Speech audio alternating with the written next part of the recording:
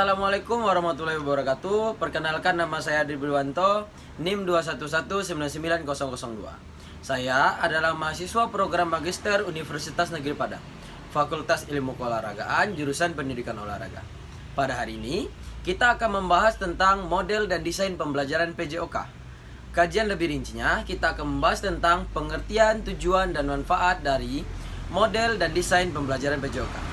Video ini saya buat untuk memenuhi tugas mata kuliah model dan desain pembelajaran PJOK. Tentunya, sebelum kita membahas tentang model dan desain pembelajaran PJOK, kita harus terlebih dahulu mengupas tentang belajar. Jadi di sini, belajar adalah suatu proses yang berlangsung di dalam diri seseorang, yang mengubah tingkah lakunya, baik tingkah laku dalam berpikir, bersikap, dan berbuat. Pembelajaran sendiri merupakan proses transfer ilmu yang melibatkan sistem di dalam dunia pendidikan, yaitu seorang guru atau pendidik, peserta didik, materi, tujuan, dan alat. Dalam pembelajaran, yang didesain atau direncanakan haruslah efektif dan efisien, sehingga tujuan pembelajaran tercapai dan diterima dengan baik oleh peserta didik. Sehingga tujuan nasional pendidik mampu dicapai dengan baik. Model pembelajaran didesain tidak lepas selalu mengedepankan karakteristik peserta didiknya, serta lingkungannya pada variabel yang paling berpengaruh. Kemudian, diberi stimulasi kognitif, afektif, dan psikomotor. Harapannya, ketika peserta didik berbuat sesuatu yang mereka tahu dan yakin apa yang dilakukan dari pengalaman hidupnya. Guru dituntut untuk mengkreasikan lingkungan belajar secara positif, atau bisa disebut sebagai creating positive learning environment, dan memberdayakan peserta didiknya atau empowering student untuk mewujudkan pengelolaan kelas yang efektif dan inovatif, sehingga dihasilkan lulusan yang berwawasan global dan komprehensif. Jadi di sini kita bisa menciptakan lulusan-lulusan yang berkompeten, bukan hanya lulusan-lulusan yang hanya sekedar tamat sekolah. Lingkungan yang dimaksud adalah lingkungan yang berwawasan global tentunya, melalui dukungan dan penguatan pengalaman belajar masa sebelumnya. Lalu dilengkapi dengan pengetahuan yang mudah diakses melalui internet, akan memberikan warnanya tersendiri. Karakteristik pembelajaran itu didesain berdasarkan karakteristik peserta didik, juga karakteristik lingkungan dan karakteristik era globalisasi. Jadi di sini kita tidak bisa hanya melihat dari satu aspek saja, peserta didik saja, lingkungan saja, atau globalisasi saja. Namun kita harus menimbang dari ketiga aspek tersebut. Informasi pengetahuan itu haruslah up to date. Itu merupakan suatu tuntutan yang wajib.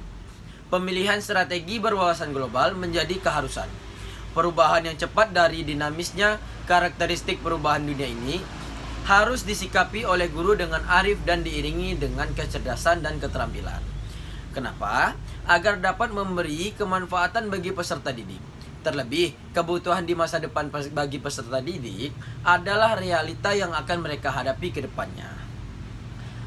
Joyce dan Weil telah mengubah pengetahuan yang ada dalam proses belajar mengajar menjadi model pembelajaran yang dapat digunakan oleh guru dan dalam proses belajar mengajar untuk mewujudkan tujuan instruksional yang berbeda. Hal inilah yang menjadi dasar bahwa pengalaman sebagai implementasi suatu teori selalu berkembang secara dinamis. Semua model pengembangan pembelajaran memiliki tujuan utama itu untuk meningkatkan kualitas pembelajaran melalui sejumlah strategi pengajaran untuk mewujudkan tujuan instruksionalnya yang spesifik.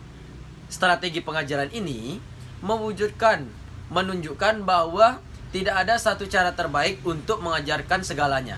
Namun, harus ada strategi-strategi yang berbeda untuk dilakukan, yang harus dilakukan untuk menyadari tujuan instruksional yang berbeda. Jadi, tidak ada satu strategi yang bisa digunakan untuk segalanya. Harus dipisahkan berdasarkan tujuan-tujuannya tersendiri. Strategi pengajaran perspektif inilah yang membantu menyadari tujuan instruksi spesifik yang dikenal sebagai model of teaching. Dalam pembelajaran dan pendidikan, seiring dengan berkembangnya pendidikan dan sistem pendidikan di Indonesia, itu seluruh elemen masyarakat, utamanya yang terkait langsung dengan pendidikan, dituntut untuk lebih kreatif dan profesional untuk mengembangkan pendidikan. Jadi di sini tidak hanya berpatokan kepada guru saja, tetapi segala sesuatu yang berhubungan dengan pendidikan harus saling sokong menyokong untuk mengedepankan pendidikan di Indonesia. Selain itu, para pelaku pendidik juga diharapkan sesuai dengan prosedur yang telah ditetapkan bersama sesuai dengan kebutuhan dan tantangan pendidikan. Untuk itulah perlu adanya cara atau metode dan desain pembelajaran untuk menjawab tantangan-tantangan yang akan muncul seiring dengan berkembangnya waktu. Maka muncullah cara atau model yang disebut perencanaan dan desain. Pembelajaran yang diharapkan akan lebih memudahkan proses belajar mengajar. Yang pertama kita akan membahas tentang model pembelajaran. Model pembelajaran ini merupakan suatu kerangka konseptual yang melukiskan prosedur secara sistematis dalam mengorganisasikan pengalaman belajar untuk mencapai tujuan belajar tertentu dan berfungsi sebagai pedoman bagi para perancang pembelajaran dan para pengajar dalam merencanakan dan melaksanakan aktivitas pembelajaran. Model pembelajaran merupakan suatu rangkaian proses belajar mengajar dari awal hingga akhir yang melibatkan bagaimana aktivitas guru dan siswa. Jadi di sini harus ada feedback timbal balik antara guru dan siswa, siswa dan guru. Tidak bisa hanya satu arah, guru saja atau siswa saja. Dalam desain yang pembelajaran tertentu yang berbasis dalam bahan ajar khusus, serta bagaimana interaksi antara guru dan siswa, bahan ajar yang terjadi. Umumnya, sebuah model pembelajaran terdiri dari beberapa tahapan-tahapan proses pembelajaran yang harus dilakukan.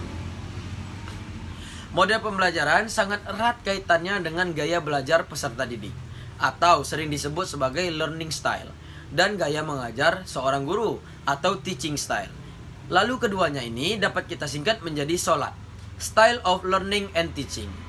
Singkatnya, model pembelajaran ini adalah cara atau teknik penyajian sistematis dalam mengorganisasikan pengalaman belajar untuk mencapai tujuan tertentu dan berfungsi sebagai pedoman bagi perancang pembelajaran dan para guru dalam merancang dan melaksanakan proses belajar mengajar.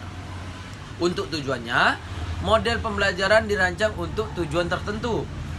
Bisa terkait konsep informasi, cara berpikir, kajian nilai-nilai sosial, dan sebagainya. Dengan melibatkan siswa dalam tugas kognitif dan sosial tertentu. Beberapa model berpusat pada pengiriman pesan guru. Siswa dianggap sebagai mitra dalam pembelajaran. Jadi di sini siswa jangan hanya kita memberi memerintah, tapi kita harus menjadikannya mitra agar siswa ini merasa nyaman dalam melakukan proses belajar mengajar. Dan perkembangan peserta didik dilihat dari cara siswa merespon tugasnya. Aktifkah, semangatkah, atau dia menyepelekan tugas. Cara siswa merespon menghasilkan berbagai tanggapan perilaku tentunya. Tujuan suatu model pembelajaran menurut Joyce dan Weil itu adalah ada beberapa. Yang pertama, membantu siswa belajar untuk membangun pengetahuan. Belajar bagaimana belajar, termasuk belajar dari suatu sumber, belajar dari ceramah, film, tugas membaca, dan semacamnya.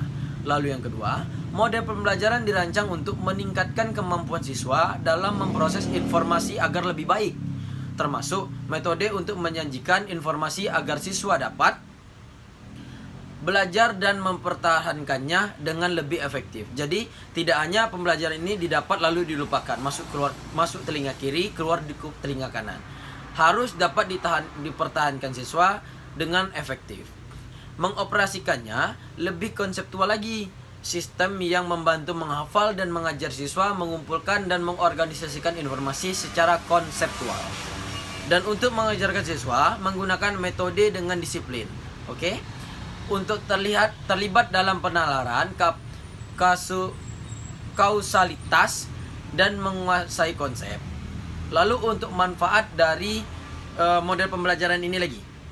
Manfaat dari model pembelajaran ini saya akan bagi menjadi dua. Itu untuk guru dan siswa. Untuk manfaat model pembelajaran bagi guru, yang pertama itu untuk membantu dalam membimbing guru untuk memilih teknik pengajaran yang tepat. Lalu strategi dan metode untuk memanfaatkannya secara efektif situasi pengajaran dan materi untuk mewujudkan tujuan. Lalu yang kedua, untuk membantu dalam membawa perubahan yang diinginkan dalam perilaku peserta didik. Yang ketiga, membantu dalam mencari tahu cara dan saran untuk menciptakan situasi lingkungan yang menguntungkan untuk melaksanakan proses pengajaran.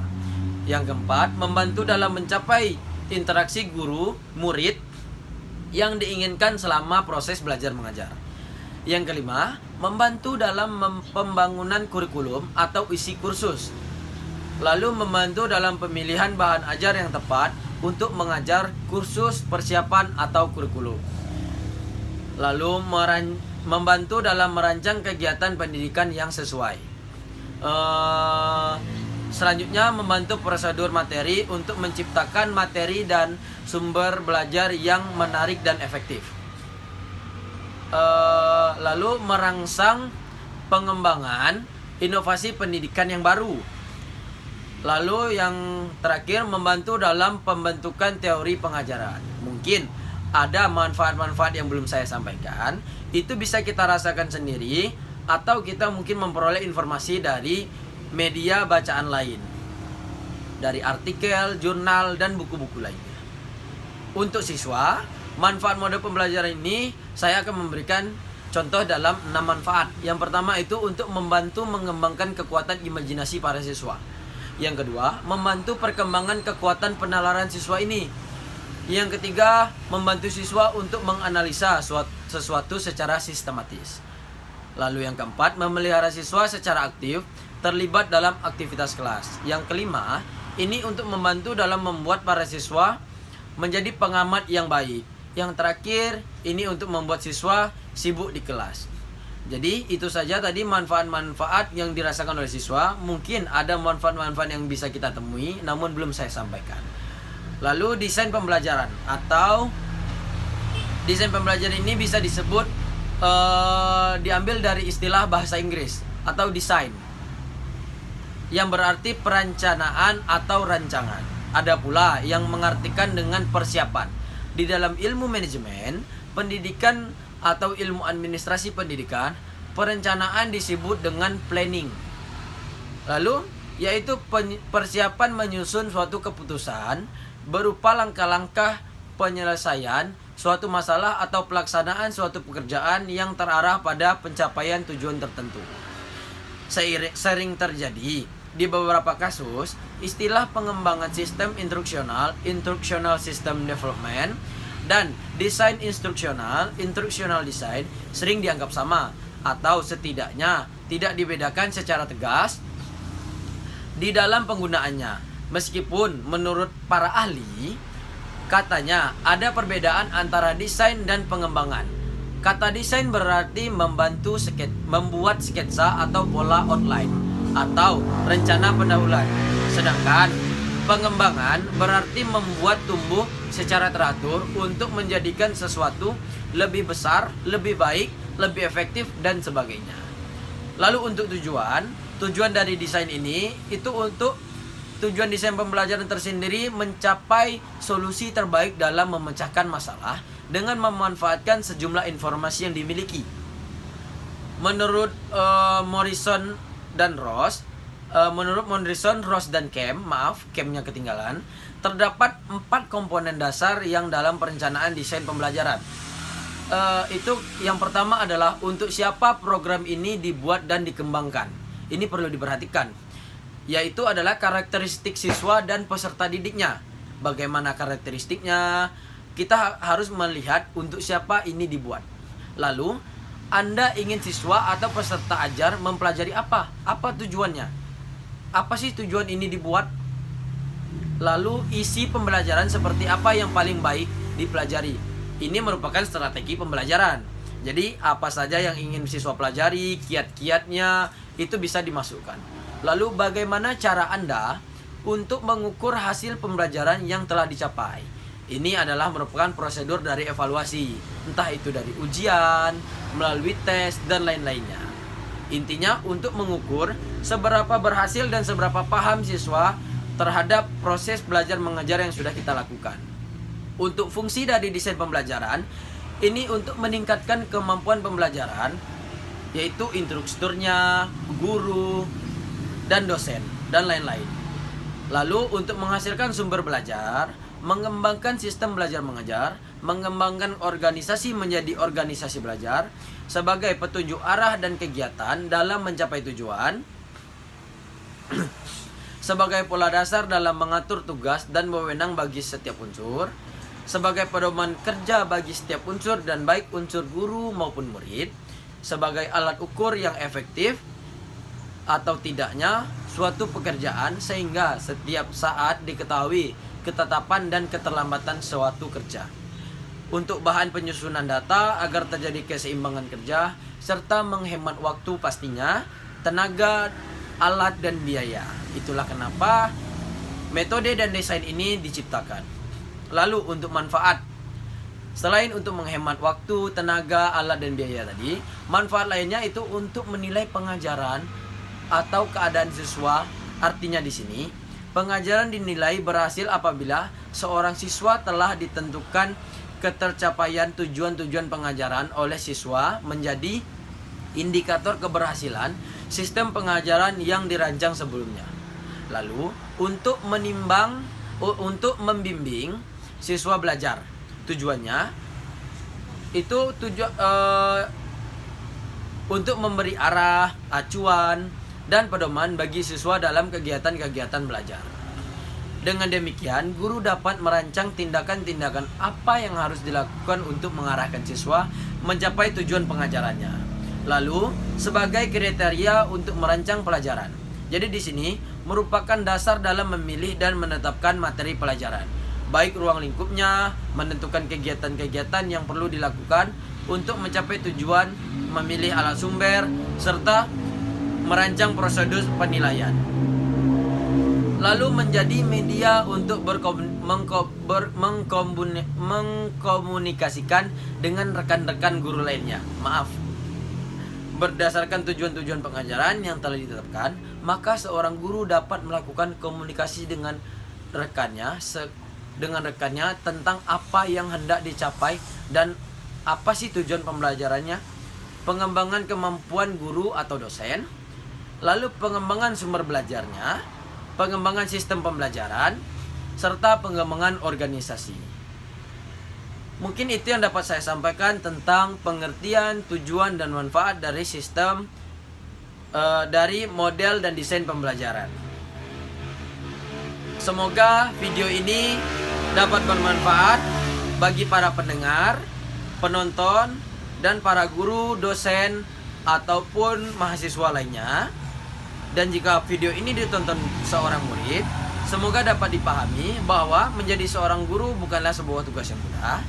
Ini merupakan amanat mulia sebagai pahlawan tanpa jasa. Hendaknya seorang murid haruslah tetap santun dan mengikuti bagaimana bimbingan seorang guru. Demikianlah video ini dapat saya buat. Semoga bermanfaat untuk kita semua. Saya akhiri. Assalamualaikum warahmatullahi wabarakatuh.